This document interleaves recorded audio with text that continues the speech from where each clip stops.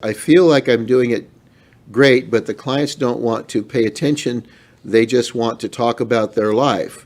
So it might be helpful to me to see a demo of a session, which I actually sent to her already.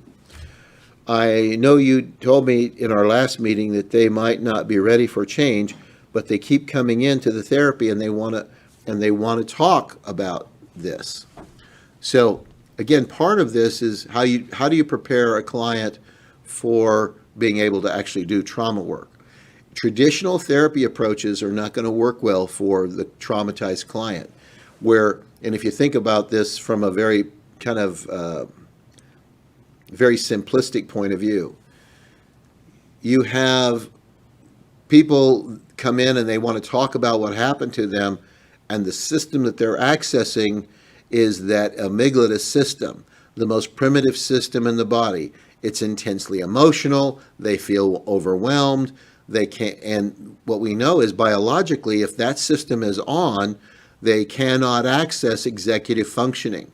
They cannot access clear thinking. They cannot access movement forward. They cannot make a plan and follow through on it very easily when they are in that aroused state. So if you are dealing with somebody, and the more complex their trauma is, the more important it is to come at this rather than an amygdala-based approach. You need to come at it from a hippocampal-based approach, which is we need the hippocampus to be fully active in order to create sequence, to create distinctions, to do comparisons, to really have access to our executive functioning. We need the hippocampus to be fully active. Well, the chemicals in the body that are related to arousal interfere with the hippocampus staying active. So it actually has the effect of biologically inhibiting your ability to have access to your executive functioning. Most therapy models require your client to be able to be in and use executive functioning. So again, this is one of those things where before we really get too hung up in delivering any model of service, how do we prepare our client that's coming in to see us? So we would have a conversation. This is how this is going to work. We don't want to have you be overwhelmed by telling us your story. So this is how we do this. We are not going to be getting into the ugly, dark details of your experience until we know you have the capacity to have those conversations without being overwhelmed by emotion. And so we're going to start with an orientation when you come in. We're going to talk about some of the physiology that's impacting your body. We're going to talk about being able to be self-regulating before we talk about the experiences and what it generates in your body. And you have to remind them of that.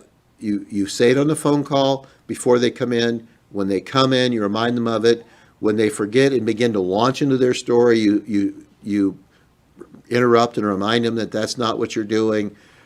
You don't let them move into their narrative until they can be safe. And the other piece that you're going to run into is the way human beings bond, because your client often is going to want to bond with you the way normally human beings bond, and that is through negativity.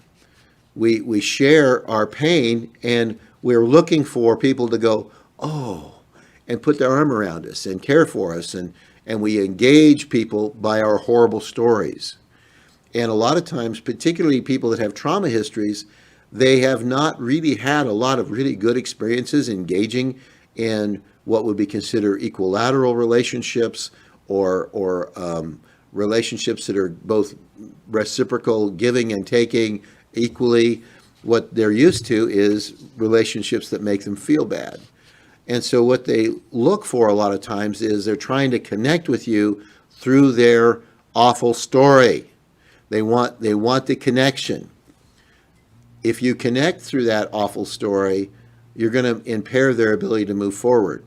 Because as they get better, the relationship that they have with you begins to get threatened. when you're working with trauma clients in particular, you only want to bond with them around their competencies and capacities. That way, as they improve, the therapeutic relationship strengthens, and you're not threatening anything for them to get better.